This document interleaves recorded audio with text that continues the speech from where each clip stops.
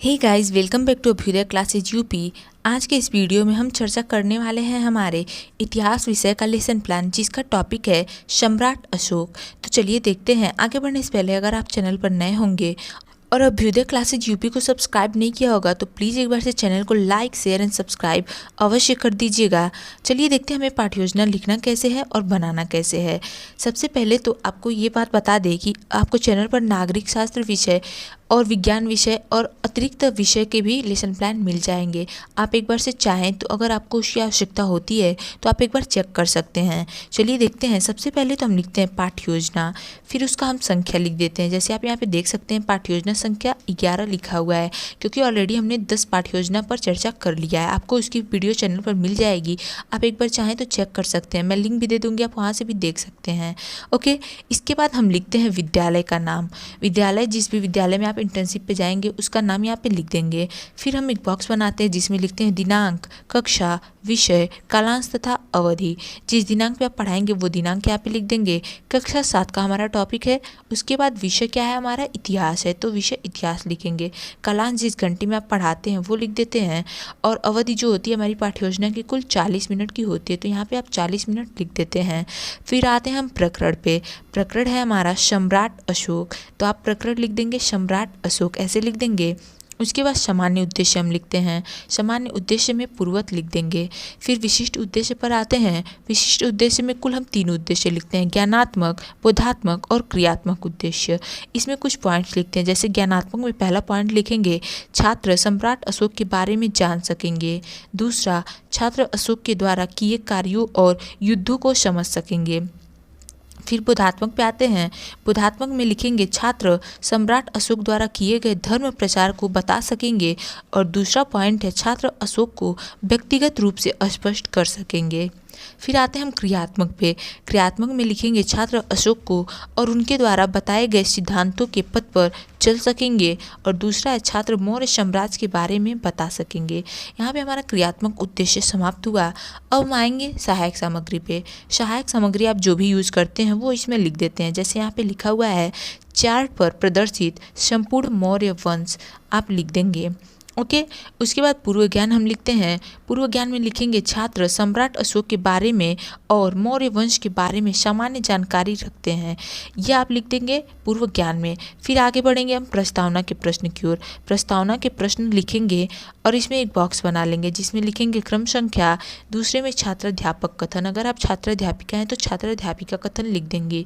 फिर लिखते हैं हम छात्र छात्रा कथन। इसमें कुछ प्रश्न करते हैं। जैसे पहला क्वेश्चन है हमारा, हमारे देश का क्या नाम है? छात्र बताएंगे भारत है, तो छात्र छात्रा कथन में लिख देंगे भारत। फिर दूसरा क्वेश्चन करेंगे, भारत का राष्ट्रीय चिन्ह क्या है? छात्र बताएंगे अशोक चिन्ह है जो, तो आप छात्र छात्रा कथन में लिख देंगे। फिर तीसरा प्रश्न करेंगे, अशोक चिन्ह कहाँ से लिया गया है? छात्र बताएंगे कि सारनाथ स्तंभ से लिया गया है, तो यहाँ पे छात्र छात्रा कथन में लिख देंगे सारनाथ स्तंभ से। फिर चौथा क्वेश्चन लिखेंगे, सारनाथ स्तंभ का निर्माण किसने करवाया था? छात्र बताएंगे कि अशोक, सम्राट अशोक ने करवाया था, तो आप लिख देंगे सम्राट अशोक ने। फिर आते हैं हम समस्यात्मक प्रश्न की ओर। समस्यात्मक प्रश्न अपना लिखेंगे जो है, अशोक के कार्यकाल और वंश के बारे में बताइए। यहाँ पे हो जाएंगे छात्र मौन, आप लिख देंगे समस्यात्मक या मौन लिख देंगे। उसके बाद हम आते हैं उद्देश्य कथन पे। अपने उद्देश्य कथन लिखते हैं। इसमें लिखेंगे, अतः आज हम सम्राट अशोक के बारे में विस्तृत अध्ययन करेंगे। यहाँ पे होता है हमारा उद्देश्य कथन भी कंप्लीट। उसके बाद हम लिखते हैं प्रस्तुतिकरण। प्रस्तुतिकरण आप ऐसे लिख देंगे। इसमें एक बॉक्स बनाएंगे जिसमें लिखेंगे क्रम संख्या, शिक्षण बिंदु, छात्राध्यापक कथन, छात्र छात्रा कथन और आखिरी वाले में हम श्यामपट्ट कार्य लिखते हैं। श्यामपट्ट कार्य यहाँ पे करेंगे आप। इसमें जो हम पहला शिक्षण बिंदु है हमारा वह है सम्राट अशोक, तो यहाँ पे आप क्रम संख्या 1 लिखकर अपना पहला शिक्षण बिंदु लिख देंगे सम्राट अशोक। उसके बाद हम कुछ प्रश्न करते हैं। जैसे पहला प्रश्न है हमारा, अशोक किस वंश के शासक थे? छात्र बताएंगे कि मौर्य वंश के शासक थे, तो यहाँ पे आप मौर्य लिख देंगे, मौर्य वंश लिख देंगे। फिर दूसरा प्रश्न करेंगे, अशोक के जीवन के बारे में आप क्या जानते हैं? यहाँ पे छात्र मौन हो जाएंगे, तो छात्र कथन में मौन लिख देंगे। फिर आते हैं हम स्पष्टीकरण पे। अपने स्पष्टीकरण हेडिंग लिखेंगे, इसमें स्पष्टीकरण लिखेंगे। जैसा कि आप यहाँ पे देख सकते हैं, अशोक बिंदुसार के पुत्र थे, उनका कब वो शासक बने, कब उनका गृह युद्ध के कारण कब राज्याभिषेक हुआ, शासन बनने के पूर्व या तक्षशिला के गवर्नर थे, ये सभी आप उनके विषय में जो भी आपको यहाँ पे स्पष्टीकरण में लिखना, जो आप तैयार कर सकते हैं, जो आप टीचिंग के दौरान तैयार करके पढ़ा सकते हैं, वो आप इसमें लिख देंगे। जैसे आप यहाँ पे देख सकते हैं लिखा हुआ है, इसका आप एक बार स्क्रीनशॉट लीजिएगा। फिर हम आगे बढ़ेंगे अपने श्यामपट्ट कार्य की ओर और दूसरे शिक्षण बिंदु की ओर। ओके, इतना हो गया। इसका एक बार स्क्रीनशॉट लीजिए। फिर हम आगे देखते हैं अपना श्यामपट्ट कार्य। श्यामपट्ट कार्य में आप जो भी टीचिंग के दौरान श्यामपट्ट कार्य करते हैं वो इसमें लिख देते हैं। जो भी आप करेंगे वो आप अपने हिसाब से यहाँ पे लिख देंगे, ठीक है। इसके बाद हम आएंगे अपने दूसरे शिक्षण बिंदु पे। दूसरा शिक्षण बिंदु है हमारा अशोक का धम्म। यहाँ पे आप क्रम संख्या 2 लिखेंगे और दूसरा शिक्षण बिंदु लिख देंगे अशोक का धम्म। इसमें भी कुछ प्रश्न करेंगे। जैसे आप यहाँ पे देख सकते हैं, पहला प्रश्न है अशोक किसका पुत्र था। आप यहाँ पे चाहें, जैसे आपने यहाँ पे क्रम संख्या 1 2 ऊपर अभी क्वेश्चन किया था, उसके बाद 3 4 5 ऐसे बढ़ा सकते हैं। अगर 1 2 लिखना चाहते हैं तो उसमें भी कोई दिक्कत नहीं है, यहाँ पे 1 2 3 भी लिख सकते हैं। तो पहला क्वेश्चन इसमें लिख देंगे अशोक किसका पुत्र था। सभी छात्रों को आपने स्पष्टीकरण में दिया हुआ है तो वो बता देंगे, आप लिख देंगे उनका जवाब। फिर अगला क्वेश्चन करेंगे कलिंग युद्ध कब लड़ा गया था, फिर उसका जवाब भी आप छात्र छात्रा कथन में लिख देंगे। फिर आते हैं हम अपने मौन प्रश्न पे। मौन प्रश्न आप करेंगे अशोक ने धम्म क्यों अपनाया और धम्म विजय क्या है, इससे लोगों को क्या संदेश देना चाहते थे। यहाँ पे हो जाते हैं छात्र मौन, तो आप यहाँ पे छात्र कथन में मौन लिख देंगे।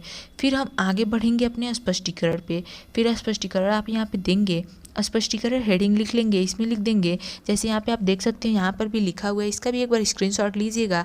फिर हम आगे बढ़ेंगे मूल्यांकन के प्रश्न या पुनरावृत्ति के प्रश्न की ओर। सबसे पहले तो यहाँ पे देख लेते हैं कलिंग ने नरसंहार से आहत होकर अशोक ने अस्त्र शस्त्र त्याग कर धम्म को अपना लिया। अशोक का कहना था कि हर किस्म के लोगों का युद्ध पर बुरा प्रभाव पड़ता है। इसे युद्ध के बाद उन्होंने धर्म का पालन किया, बौद्ध धर्म और प्रजा में धर्म का प्रचार प्रसार करवाया। अशोक ने धम्म के माध्यम से प्रजा को सही राह दिखाने के लिए अलग अधिकारी भी गठित किया, जिन्हें धम्म मात्र कहा गया। ये सभी आप स्पष्टीकरण में अपने दूसरे शिक्षण बिंदु के स्पष्टीकरण के अंतर्गत लिख देंगे। और भी इसमें आप कुछ ऐड करना चाहेंगे तो कोई दिक्कत नहीं, बिल्कुल भी आप बेझिझक कर सकते हैं, ठीक है। इसका एक बार स्क्रीनशॉट लीजिए। फिर हम आगे देखेंगे अपना श्यामपट्ट कार्य। फिर आएंगे मूल्यांकन के प्रश्न की ओर। ओके, इतना हो गया।